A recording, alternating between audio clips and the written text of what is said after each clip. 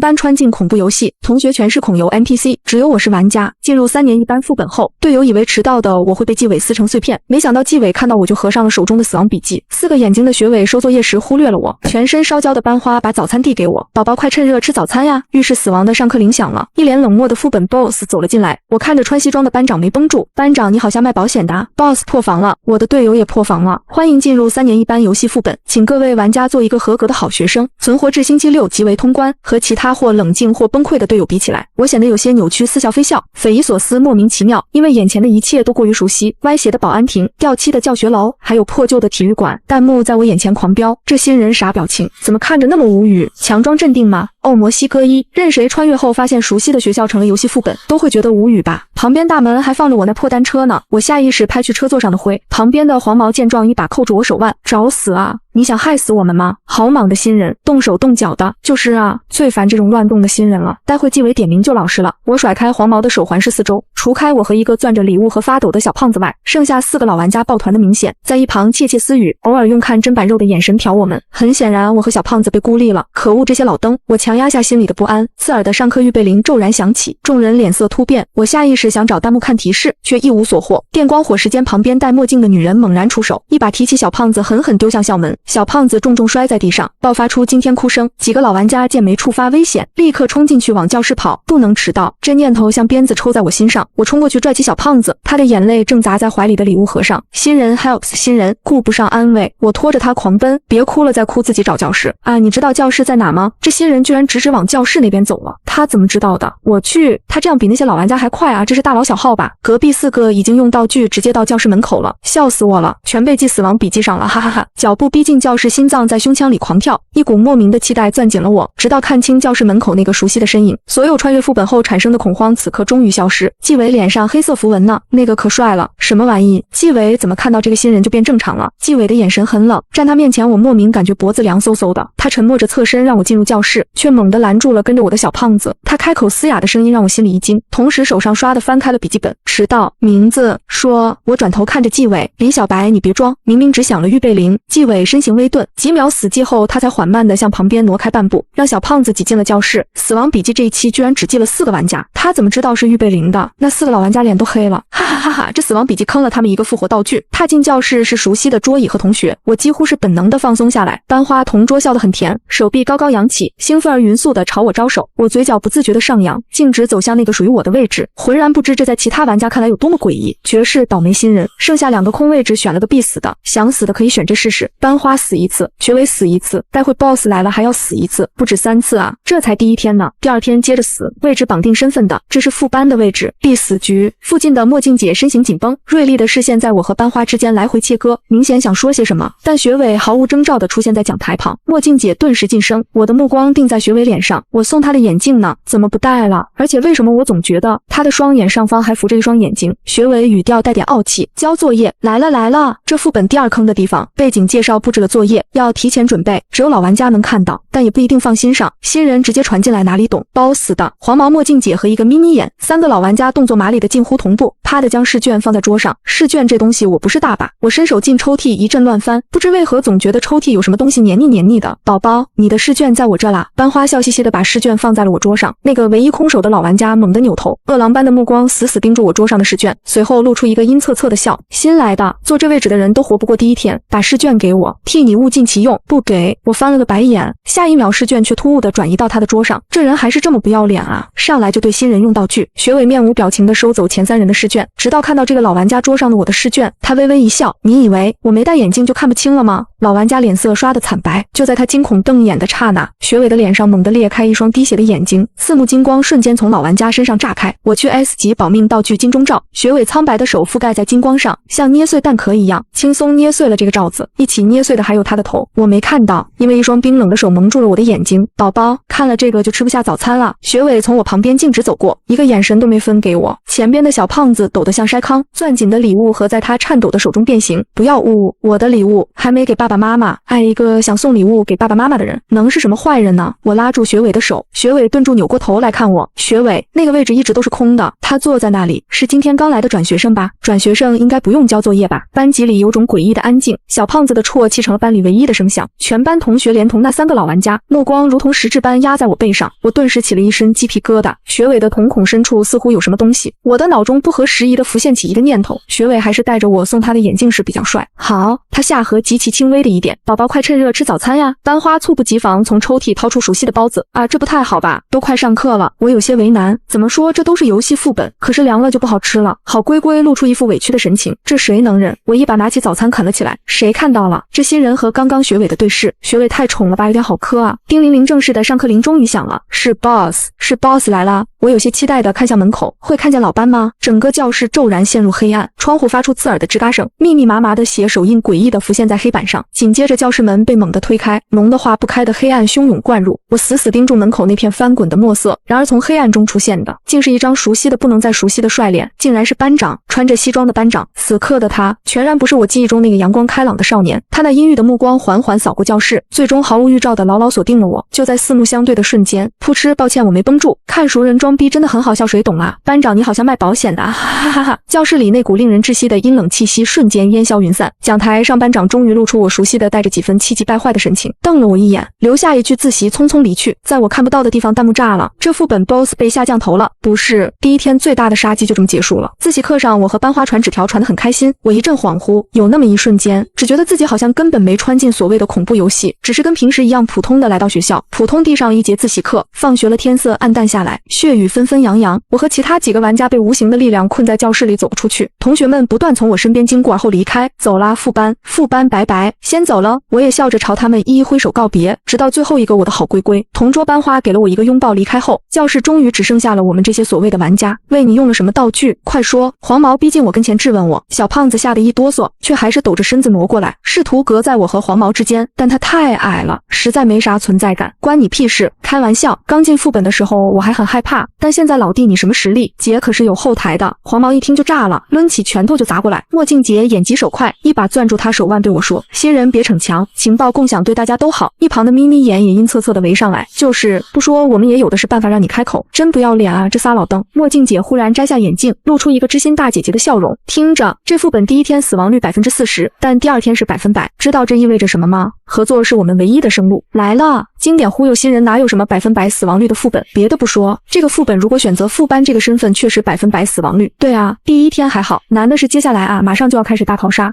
马上就是大逃杀，眯眯眼适时插话，你也不想死吧？黄毛猛地啐了一口满脸嫌恶，告诉他干屁，让他死了算了。狗屎运摸到隐藏机制的菜鸟，懂傻子懂。话音未落，他竟毫无征兆的狠狠推在我胸口。我最看不起这种靠狗运的新人，呸，真恶心！我被推的一个踉跄，狠狠摔倒在地，疼得眼前一黑。叮铃铃，刺耳的上课铃毫无征兆的再次响起，几乎同时，窗外血雨倾盆而下，空荡的校园瞬间被无数狂奔的脚步声和四面八方涌来的凄厉哭嚎填满。大逃杀怎么提前了？跑！3个老玩家脸色巨变，转身就朝门外冲去。我也挣扎着想爬起来，黄毛突然回头，脸上绽开一个极其恶毒的笑容，冲我丢了一张符纸。我一下子动弹不得，整个人僵在原地，地板上渗出的鲜血如同活物，蠕动着爬上我的脚踝。小胖子见我不动了，又折返回来，边哭边帮我扒拉那个符咒，但却毫无作用。寒冷一点一点侵蚀我的身体，萦绕在我身边的腥臭味也愈发浓重。别扒拉了，你快走！在被黑暗夺走意识前，我只来得及说出这句话：我的好龟龟啊！陈清晨，你干什么啊？好熟悉的尖叫声，好龟龟破音了啊！你最好赶紧收回你那脏血，不然我把你名字记我本子上。纪委怎么还是那么爱记名？声音好奇怪。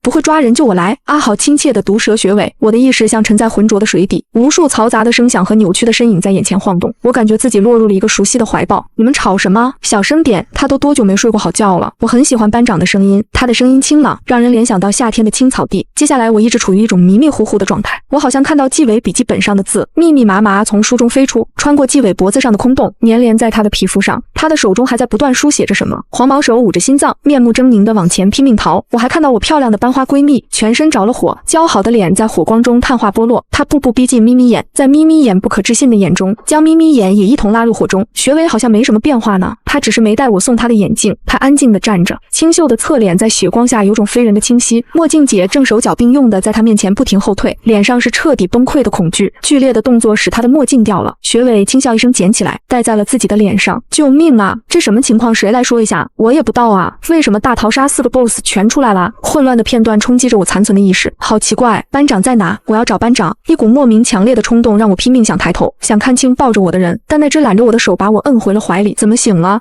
再睡会。好听的声音哼起歌来，熟悉的曲调。哦，对，这是我写的歌来着。没想到班长唱起来还挺好听的，我磕到了。你呢？学委组憋了吗？泪目了。你们磕个屁啊！这是孔游啊！叮铃铃，上课预备铃突响。我猛地抬头，撞进班长笑盈盈的视线里，我能听到自己的心砰砰直跳。他的笑容是属于我的青春中最不可磨灭的光。班花的咳嗽声让我回过神来，我红着脸转向一边，一只手突然在我头上搓了一把。学委一边霍霍我的头发，一边瞪着班长，坐我位置干什么？赶紧滚！班长挑衅地看了学委一眼，嬉皮笑脸的样子很是欠揍。一直低头看笔记本的纪委见我醒了，也把椅子挪近了些坐下。小胖子抱着礼物盒哭，墨镜姐没戴墨镜，黄毛浑身是血，眯眯眼死了。而我为什么只有我穿着校服呢？叮铃铃，上课铃正式响了。方才坐在我身边的4个人好像没变，又好像变了。纪委、学委、班花纷纷向班长低下了头。与此同时，浓稠的黑雾从班长周身喷涌而出，翻涌的黑雾吞噬了他。黑雾散去时，他阳光的表情也再次变得阴冷。我刚想开口，却被班长用食指抵住了嘴巴。我的副班可别说什么破坏气氛的话啊！他轻轻叹了口气，在其他玩家惊恐的注视下走上讲台。吃尸体的同学们瞬间停了下来，仿佛被按下了暂停键。紧接着，所有头颅齐刷刷朝班长低下后，保持着这个诡异的姿势，一步步倒退着回了自己的座位上。讲台上，眯眯眼被吃剩的尸体瞬间腐烂，弥散出一阵刺鼻的味道，随后迅速溃烂消失。来了来了，第二天要正式开始了吧？这新人到底干了啥啊？怎么不杀他？星期五，我们班这一天的课表安排得很诡异，我一直都不喜欢。语数英语数体，重复无聊的语数英，上的人没脾气，但现在上课的人变成了班长。我趴在桌上看着讲台上的他滔滔不绝，应该是挺有意思的。我想，毕竟他的梦想是当老师。同学们都在笑，就连平时总是装高冷的学委都没忍住。我突然很想听听他到底在讲什么。我想挣扎脱捂住我耳朵的那双手，但却完全动不了。视线转动，班花侧对着我，笑得还是那么漂亮。她的嘴巴一张一合，像是在说什么，又像是在无声大笑。我刚刚一定是看错了，这么漂亮的人怎么会浑身焦黑呢？墨镜姐和黄毛猛地掀翻了桌子，在充斥着欢声笑语的班级中，他们的动作刺眼而绝望，看起来是那样格格不入。黄毛的嘴张到极限，青筋暴起，显然在歇斯底里的吼叫着，双手死死抠进自己的耳朵里。墨镜姐则像头受伤的野兽，猛地扑向纪委，一把抢过他手中的笔记本，发疯般的撕扯，纸页在他手中无声的破碎纷飞。纪委也在笑，他一手穿过了墨镜姐的喉咙，墨镜姐抽搐了一下没了声息。同学们从座位站起来，扑过去吃掉了他的尸体。学委心情很好的出现在黄毛面前，抓住了他的胳膊。黄毛原本还在不停的挣扎，视线乱飞中和我对上了眼睛，露出不可置信的嫉妒神情。下一瞬，只见他另一只手中寒光乍现，竟是用不知哪里摸出的刀，直接切下了自己的手臂逃走了。学委无所谓的耸耸肩，将他的手臂随手甩给了狂欢的同学们。小胖子在哪？我的视线在班级中寻找，最后在垃圾桶旁看见了他。他把自己缩成一团，礼物盒上的丝带不知为何发着光，缠绕在他的头上，盖住了眼睛和耳朵。我背后一凉，突然感受到几道强烈的注视。班花、学委、纪委、班长，他们都在看着我，仿佛在说下一个就是我了。爽爽爽，这才是孔游副本啊！但这黄毛保命道具也太多了吧？你以为呢？这黄毛是孔游排行榜前10好吗？听说早能出去了，为了多赚点就是不出，哈哈哈！这下翻车了吧？墨镜姐的尸体消失后，整个教室恢复了平时的样子，干净敞亮，充满了少年人的欢笑声。在烦闷的室内课程结束后，终于迎来了体育课。关系好的同学们各自聚在一起，讨论着待会体育课要干什么。我被班花抱在怀里，女孩子的怀抱太柔软了。班花蹭蹭我，宝宝，我们待会体育课去操场散步吧。又抢了学委位置的班长闻言立刻开口，不行啊，我的副班已经答应要看186的我打球啊。谁问你了？学委没好气地说，而且什么叫你的副班？待会我打爆你！不行，纪委沙哑着声音开口，我要唱他写的歌，他得来听。弹幕来了来了，你们爱的体育馆环节来了。芜湖我要看血流成河，猜猜这次会有新人活下来吗？我挠挠头，这咋办啊？那要不然大家一起算了，边听歌边体育馆散步边看球，我简直是天才啊！刚想开口，却感到自己的喉咙突然被扼住了。不去！我听到自己这么说，哪也不去。我们班今天室内体育课，喧闹的教室又一次安静了。但这次在各种视线的压迫之下，我却一点也不害怕，直直盯着班长的眼睛，抱着我的班花，把头埋进我的颈窝里。他顺滑的头发蹭得我有些痒。纪委放下了手中的笔记本，趴在桌上，抬起一双猫似的眼睛看着我。学委伸出手，惯性的想扶扶眼镜，却发现自己没戴有眼镜，手无力的垂下。啥玩意？这还能拒绝的？什么情况？怎么突然不动了？新人卡到副本 bug 了。班长面无表情的和我对视，良久他无奈一笑，手抚上我的脸，很温柔。别闹！刹那天旋地转，眼前出现了我此刻最不愿意看到的篮球架、羽毛球网、乒乓球台。我的心砰砰直跳，眼前一阵发黑。这是体育场，我凭空出现在体育场中。小胖子和黄毛像被粗暴塞进来一样，突兀地摔到地上。老师已经离开，此刻是自由活动的时间。我颤颤巍巍地站起身，很害怕。我张开嘴想说话，但又什么都说不出来。不远处，班长和学委在球场上追逐较劲。突途中两人还不忘回头看我一眼。纪委和班花站在场边朝我招手，我不受控制地奔向他们，脚步从未如此轻盈，但内心却传来不安的虚浮感。坏了，这次怕不是要团灭了。新人陷入幻象了，这黄毛在干什么 ？boss 没杀他，先开杀是吧？小胖子被掐的脸都紫了，好可怜啊！班花纤细的手握起来有些硌得慌，我下意识晃晃，宝宝，你真的该多吃点了，这么瘦减什么肥啊？你已经很漂亮了。纪委深以为然地点了点头，他体育课都不忘拿着他的笔记本。我把头探过去，小白，你怎么还拿着这笔记本？熟悉的乐谱和歌词映入我的眼睛，是我写的歌。我扭头对上纪委躲闪的眼睛，看到了他微红的耳朵，我挺喜欢的。他的语气有些不好意思，我开心地眯起了眼。那太好了，你声音这么好听，等我们毕业就去录歌，到时候发网上我们说不定就火了。一只手搭上我的肩膀，班长微微喘着气，一脸不爽，说好的看我打球呢，你居然在这聊天。大汗淋漓的学伟一屁股坐在地上，好渴，手下败将去给我买水。班花很惊讶，班长你输了，不应该啊。班长有些恼羞成怒，那还不是因为剩下的话没说出口。他红着脸瞪了我一眼，我摸不着头脑，罪魁祸首，你和我一起去买水。班长一把拉住我往体育馆外面走，我被扯着走了几步，突然站住脚不动了。我扭头看着身后朝着我微笑的几人，又看了看盯着我的班长，不知为何眼泪落了下来。我不想去买水，我要和你们在一起，我不要待在体育馆，我要和你们一起出去。止不住的泪水倾涌而出，原本在原地的三人纷纷围在我的身边安慰我。班长拉着我的手没有放开，只是悄悄把手指探入我的指缝，十指相扣。黄毛疯了吧？感觉就算出去都要精神失常了。这体育馆到处都是血，墙上还挂着一堆玩家尸体，谁见了都得疯啊！我靠，刚刚他对小胖子用了啥道具啊？小胖子人怎么不见了？这里的一切都在飞速变换，我被这股力量蛮横地推着前进，视野在剧烈的眩晕中重新聚焦。窗外不再是明媚的日光，而是铺天盖地的猩红，整个学校被血雨笼罩，体育馆仿佛活了过来，发出阵阵悲鸣。我和班长买水回来了，还买了零食。这雨说来就来，下得这么大，我们决定待会放学不去食堂了，就在体育馆边吃零食边聊天。夏天的雨真是又急又闷热，抱着零食和班长一起，一步一步重新踏进体育馆中。班花脸上是毫无阴霾的笑容，她用力朝我招手，我开心的小跑着过去。但是好奇怪，我看到了什么？为什么整个体育场在晃荡？为什么我听到了同学们的尖叫？为什么班长扑倒了我，把我护在身下？世界陷入了粘稠的黑暗。然而在这片绝对的黑暗里，一切却诡异的清晰起来。我看见了，断开的电线爆出刺目的火花，燃起的火焰贪婪地吞噬了漂亮的少女。粗粝的钢管从天而降，护着笔记本的少年被残忍刺穿了能发出动人声音的喉咙。巨大的水泥板将戴眼镜的少年死死压住。一张张无比熟悉曾与我朝夕相处的面孔，我见证了他们的青春埋葬在此。班长呢？我下意识寻找起这个惊艳了我整个高中的少年。我抬头看到支撑着身体为我抵挡一切的他。少年眉目温柔，看着我的眼神充满了无尽的眷恋和不舍。怎么又哭了？都已经是个大律师了，这次就不哄你了，我的好副班。他嘴角努力想勾起一个安抚的弧度，却最终凝固在那片刺目的白光里。纯粹到极致的白光吞噬了一切。恭喜玩家陈笑通关副本3年1班，穿着校服的变成了班长，穿着西装的变成了我。我低头看见自己笔挺的黑色西装，抬头望去白光的另一端，遥远的像隔着一个时空。他们站在那里，穿着干净整洁蓝白相间的校服，笑容明媚，眼神清澈，如同我记忆中永不褪色的相片。班长站在最前面，双手插兜，笑得肆意张扬，仿佛从未经历过那场坍塌。我想起了一切，校服与西装，死与生，过去与现在，他们都留在了过去的岁月里，剩我一人独自前行。我不会忘记，也不愿忘记。副本崩解的白光边缘，濒死的黄毛蜷缩在污血里，眼睛死死盯着白光中心。那个被最终 BOSS 以生命为代价护住毫发无损通关的新人，凭什么？这种只靠运气的垃圾，凭什么？面上的嫉妒和怨毒吞噬了一切。他用尽最后一丝力气，拿出了方才对小胖子使用的道具，一起死吧！欢迎进入幸福小区302副本，请玩家做一个合格的好孩子。副本中已有好孩子，系统出错报错中。睁开眼，映入眼帘的赫然是一张血盆大口向我袭来，死亡的腥风扑面而至。不，我不能死，我还没有胜诉。千钧一发之际，我猛然往旁边一滚，躲开了。但就在我狼狈躲开后，角落里突然伸出一双手，死死捏住我，几乎把我的骨头捏碎。不要爸爸妈妈！失去意识前，我听到了一个熟悉的怯懦的声音，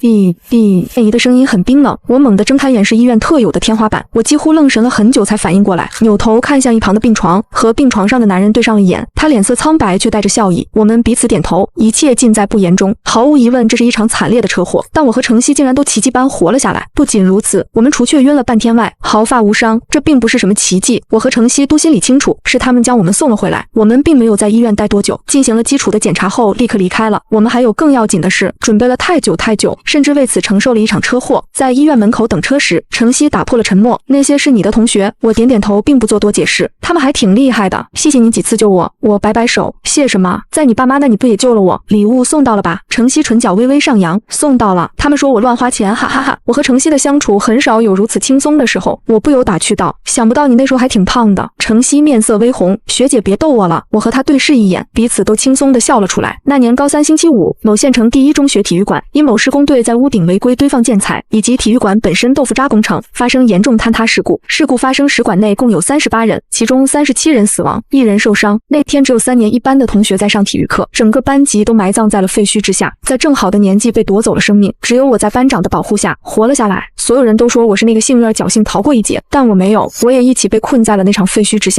我的人生从此停在了那一刻。那群该死的施工蛀虫并没有得到应有的惩罚，我也是在此刻才看到，这个我生长的小县城里埋藏的黑暗。闭眼时是他们被白布覆盖的面目全非的尸体，睁眼时靠着仇恨我拼了命的读书。我放弃了成为作曲家的梦想，复读1年，考进了国内最好的法学院校。大学以来，我几乎无时无刻不在调查整理资料和证据。大2那年，一个俊秀的少年出现在我的面前，程曦，同专业跳级上来的天才，我听说过他。你找我有什么事吗？学姐，可以把你的资料借我看看吗？他的父母也死于同一个施工队导致的坍塌，2个不同的人因为同样的坍塌事故走到了一条路上。陈律师，你有多少把握？不多，100%吧。沾了陈律师的光，我们相视一笑，一同踏进法院中。这次我们势在必得。当法官定音的那一刻，对面悔恨灰败的脸让我终于意识到，这么多年的执念终于要结束了。我几乎要瘫倒在地，程曦扶住了我，透过他的手，我能感受到他身体的颤抖。我们离开酒店，没有欢呼，没有言语，只是买了很多的酒，沉默地走回我们堆满卷宗的工作室。在这个我们日夜不休准备的地方，喝了个昏天黑地，从黑夜喝到天亮。在天光从窗外照进来的那一刻，我仿佛看到了那天坐在教室里，大家一同讨论着未来的场景。班长陈清晨说他要当人民教师，学委莫天说要读博，班花顾小小说要做美妆博主，纪委李小白说要当歌手，我陈笑说要做一个作曲家。还有那么多的同学，那么多的梦想，那些鲜活的声音，那些被永远定格在废墟下的年轻脸庞，在光影中模糊的浮现，又无声的消散。身边的程曦动了动，他的目光也追随着那束光，望向窗外越来越清晰的世界。天亮了，是啊，天亮了。全文完结。